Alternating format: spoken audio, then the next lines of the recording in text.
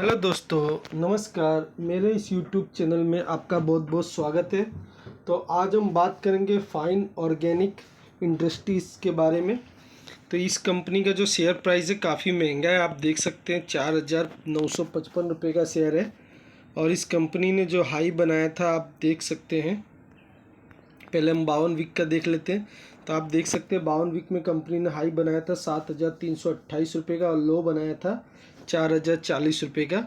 और कंपनी जो है अभी 4,955 पे चल रही, मतलब अपने लो से 900 रुपया रिकवरी कर चुकी है। टोटल अगर हम देखें परसेंटेज में तो कितना रिटर्न दिया, तो 513% का रिटर्न दिया है कंपनी ने।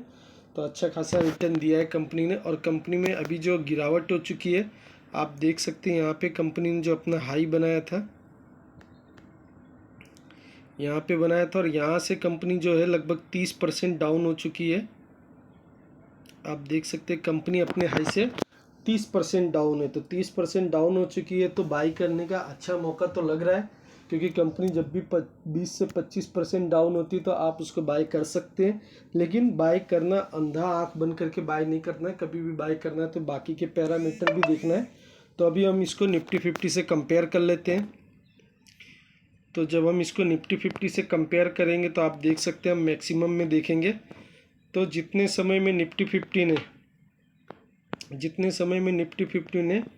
79% का रिटर्न दिया, उतने ही समय में इस कंपनी ने 514% का रिटर्न दिया है।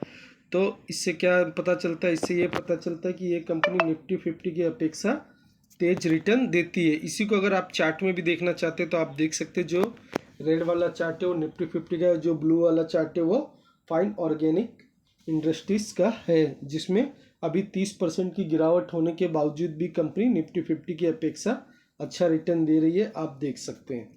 तो अभी हम चलेंगे इसकी बैलेंस शीट के ऊपर, क्योंकि कंपनी की बैलेंस शीट भी देखना ज़रूरी है।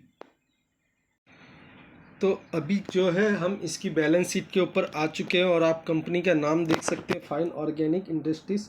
इसी के साथ आप सेक्टर भी देख सकते हैं, तो पेस्टिसाइड एंड एग्रोकेमिकल, ठीक है। तो इस पेस्टिसाइड एंड एग्रोकेमिकल के प्रोडक्ट में कंपनी काम करती है।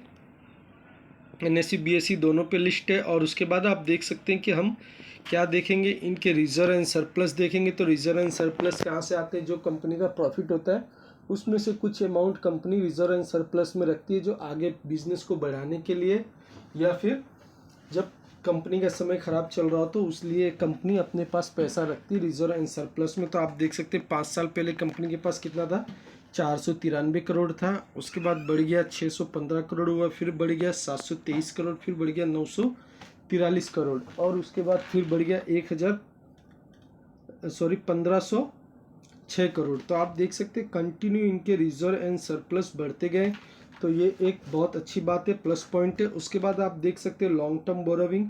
तो कंपनी के ऊपर कितना कर्जा था? तो पहले आप देख सकते हैं 5 साल पहले 92 करोड़ का कर्जा था, फिर कम किया 91 करोड़ का किया, फिर 56 करोड़ का किया, फिर 25 करोड़ का किया, और अभी कंपनी पूरी तरह से डेट फ्री है लॉन्ग टर्म में। तो आप देख सकते हैं कंपनी ने हर साल अपने कर्जे को कम किया और कंपनी डेट फ्री हो चुकी। तो ये भी एक अच्छी बात है। और अपने कर्जे को कम करना ये एक अच्छा माइंडसेट होता है, जिससे कंपनी के ऊपर क्या है, किसी भी इंटरेस्ट वगैरह का लोड नहीं पड़ता है।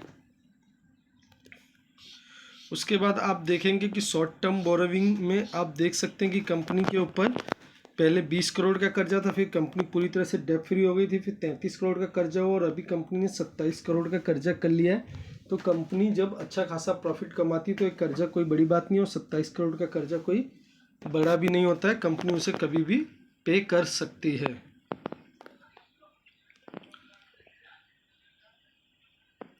और कंपनी के पास अगर हम कैश की बात कर ले तो आप देख सकते हैं कंपनी के पास 497 करोड़ का कैश भी है। तो कैश भी आप देख सकते हैं 5 साल पहले 103 करोड़ था, 205, 261, फिर 215, और अभी कितना 497 करोड़। तो कंपनी के पास अच्छा खासा कैश भी बढ़ता हुआ दिखाई दे रहा है। तो कंपनी में ये भी एक प्लस पॉइंट है। तो अभी हम आ चुके हैं कंपनी का प्रॉफिट एंड लॉस देखने। तो आप देख सकते हैं कि कंपनी का जो मार्केट कैप है 15,212 करोड़ का मार्केट कैप है। और उसके बाद आप देख सकते हैं कि कंपनी क्या है, company company is almost debt free, तो कंपनी पूरी तरह से डेप फ्री है, जो कि मैंने आपको उसमें बता दिया था। और कंपनी अपने सेक्टर में जो है बहुत नीचे लीड कर रही है, 8 नंबर पे लीड कर रही है, ठीक है। उसके बाद जो है हम आज पहले शेयर होल्डिंग पैटर्न से देखेंगे। तो आप देख सकते हैं कि शेयर होल्डिंग पैटर्न में जब हम आते हैं तो प्रमोटर के पास कितना 75% है, FIS के पास 3.78 है और DIS के पास 12.24 और पब्लिक के पास अच्छा शेयर जो है वो कमी रहता है, 8.99% है। तो उसके बाद अभी हम आ जाते हैं कंपनी के ईयरली रिजल्ट के ऊपर। तो आप देख सकते हैं ईयरली रिजल्ट तो 2016 से, तो 2016 में कंपनी क्या कमाती थी, जो इनका सेल्स था आप देख सकते हैं 660 था, फिर 778 हो गया, बढ़ गया, फिर 856 हुआ, फिर 1060 हो गया, फिर 1038, फिर 1133 बढ़ गया, 1876 और अभी आप देख सकते हैं यहाँ पे 3023। और अभी इस साल में इसमें क्वार्टर के रिजल्ट जुड़ना भी बाकी है, तो आप 2823 हो चुका है। तो आप देख सकते हैं जो कंपनी 2016 में 660 करोड़ का सेल्स करती थी वो 3023 करोड़ का सेल्स कर रही है। उसी तरह से आप ऑपरेटिंग प्रॉफिट मार्जिन दे सकते हैं, तो 27% का ऑपरेटिंग प्रॉफिट मार्जिन है। ऑपरेटिंग प्रॉफिट मार्जिन से हम ये समझते हैं कि कंपनी अगर 100 रुपये का बिजनेस कर रही तो उसमें इनका 27 रुपये तक का प्रॉफिट हो जाता है, ठीक है। उसके बाद आप नेट प्रॉफिट में भी आ सकते, तो आप देख सकते हैं कि कंपनी का नेट प्रॉफिट पहले 76 करोड़ था, फिर बढ़ गया 78 करोड़, 95 करोड़, फिर 136, 165, फिर 120, फिर 260 हो गया। देखिए यहाँ पे डाउन हुआ था, फिर बढ़ गया और फिर 618 और 558। तो आप देख सकते हैं कि जो कंपनी 76 करोड़ कमाती थी वो कंपनी 618 करोड़ तक पहुंच चुकी है। तो कंपनी के प्रॉफिट में भी अच्छा खासा जंप हुआ है, ठीक है। तो अभी हम चलते क्वार्टरली रिजल्ट के ऊपर। तो क्वार्टरली रिजल्ट में पता चलेगा कि इसमें क्या गड़बड़ चल रही है। तो अभी हम क्वार्टरली रिजल्ट में आप देख सकते हैं कि इनका सेल्स जो है 340 था, 240 था, 271, 299, 323, 358, 458, 463, 617, 748 और 919। तो यहाँ से यहाँ तक सेल्स जो इनका क्वार्टरली रिजल्ट की बात कर रहा हूँ मैं, अच्छा खासा ग्रो कर रहा था और कंपनी अच्छा खासा प्रॉफिट कर रही थी, हर क्वार्टर में अपने प्रॉफिट को भी बढ़ाते जा रही थी। लेकिन लास्ट टाइम में क्या हुआ कि यहाँ से इनका सेल्स घटने लगा। आप थोड़ा बोर हो रहे होंगे लेकिन ये चीज़ें भी देखना ज़रूरी है। तो सेल्स इनका क्या हुआ, यहाँ पे घटने लगा, तो 919 करोड़ से कहाँ आ गए 776 पे, फिर इनका सेल्स घट गया 597 और यहाँ से फिर घट गया 547। तो लास्ट 3 क्वार्टर से जो हम ये बोल सकते हैं कि कंपनी के जो सेल्स है वो भी घटते जा रहे हैं। तो उसी रीत में हम इनका प्रॉफिट भी देख लेंगे, ठीक है। ऑपरेटिंग प्रॉफिट मार्जिन भी आप देख सकते हैं कि 34 से 26 पे आ चुका है, ठीक है। उसके बाद हम उसी तरह से रिजल्ट भी देख लेंगे। तो रिजल्ट भी आप देख सकते हैं 29, 31, 29, 32, 36, 50, 52, 122, 160, 203 करोड़ तक। तो जो कंपनी आप देख सकते हैं क्वार्टरली टू क्वार्टरली इतना अच्छा ग्रो कर रही थी, हर क्वार्टर में अपने प्रॉफिट को बढ़ा रही थी और 203 करोड़ तक गई। लेकिन लास्ट 3 क्वार्टर में क्या हुआ कि आप देख सकते हैं 203 करोड़ कमाने के बाद कंपनी आधे पे आ गई, 50% डाउन हो गई, जो कि आप देख सकते हैं 203 करोड़ कमाने वाली कंपनी 106 करोड़ पे आ गई। फिर उसके बाद हल्का सा इन्होंने जंप किया 149 पे आ गई और उसके बाद अभी 100 करोड़ पे कंपनी ट्रेड कर रही थी। ये बिजनेस है, कभी अप डाउन होता रहता है, ठीक है। तो अभी हमें क्या करना है कि इस कंपनी में घबराना नहीं है। अगर आपको बहुत ज़्यादा डर लगता है तो आप इसके क्वार्टर के इंतज़ार कर सकते हैं और क्वार्टर में अगर ये कंपनी 100 करोड़ से ज़्यादा प्रॉफिट करती है तो हम इसको आंख बंद करके बाई कर सकते हैं, क्योंकि कंपनी फिर अगले 3 महीने में थोड़ी बहुत भागेगी। जिसको अगर 15-20% प्रॉफिट लेना है उसके लिए ठीक रहेगा, और जिसे लॉन्ग टर्म में लेना है तो उसको तो फिर हर क्वार्टर देखना पड़ेगा। जैसे जैसे इनका रिजल्ट अच्छा आएगा वैसे वैसे कंपनी अच्छा खासा ग्रो करेगी, ठीक है।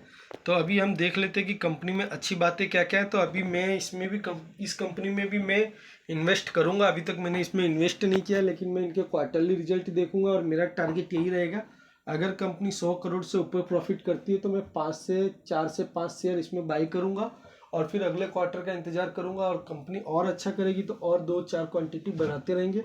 और कंपनी अगर 100 करोड़ से नीचे जाती है तो मुझे ऐसा लगता है कि कंपनी में और गिरावट होगी, तो हम गिरावट का इंतजार और करेंगे। तो अभी कंपनी में देखने लायक बातें क्या क्या है तो आप देख सकते हैं। कि कंपनी का तो सबसे पहले हम बिजनेस देख लेते हैं। तो कंपनी जो है एग्रोकेमिकल में है, ठीक है। तो केमिकल का बिजनेस तो हमेशा चलेगा, अच्छी बात है, ठीक है। और बिजनेस भी अच्छा है, चार्ट भी हमने देखा नीचे से ऊपर जाते हुए भी है, और कंपनी का चार्ट भी ग्रीन है, और कंपनी में भी 30% की गिरावट है, तो बाई करने का एक मौका मिलता है। कंपनी निफ्टी 50 की अपेक्षा तेज रिटर्न देती है। रिजर्व एंड सरप्लस कंपनी के कंटिन्यू बढ़ते जा रहे हैं। लॉन्ग टर्म बोरोविंग जीरो है, शॉर्ट टर्म बोरोविंग जो 27 करोड़ है वो भी ना के बराबर ही है, ठीक है। इतना तो कंपनी क्वार्टरली कमा ही रही है, आप देख रहे हैं 100 करोड़ कमा रही, तो 27 करोड़ का कर्जा इनके लिए कोई मायने रखता नहीं है।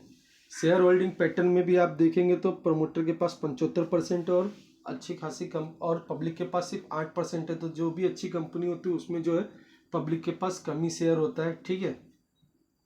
उसके बाद हमने ईयरली रिजल्ट देखा तो इनके सेल्स भी बढ़ रहे हैं और प्रॉफिट भी बढ़ रहे हैं। क्वार्टरली रिजल्ट में हमने देखा लास्ट 3 क्वार्टर से इनके सेल्स घटे हैं, ये एक नेगेटिव बात है, ठीक है। और इनके प्रॉफिट भी लास्ट 3 क्वार्टर में घटे हुए हैं, तो उसी की वजह से कंपनी में मुझे ऐसा लगता है गिरावट आई है। तो उसी पे ही हमें बारीकी से नज़र रखना है। तो नज़र रखने के लिए क्या करना पड़ेगा, हमें इनके क्वार्टरली रिजल्ट जो आते हैं उस पर ध्यान रखना पड़ेगा। अगर रिजल्ट अच्छे आते हैं तो हम पोजीशन बना सकते हैं, रिजल्ट अच्छे नहीं आएंगे तो हम पोजीशन नहीं बना सकते हैं। सिंपल सा मेथड है, लेकिन इसके लिए मेथड है, लेकिन इसके लिए मेहनत करनी पड़ती है। तो इस तरह से हम कुछ मेहनत करते हैं तो कुछ प्रॉफिट हम 25 से 30%, 15% शेयरों पे निकालते रहते हैं, ठीक है।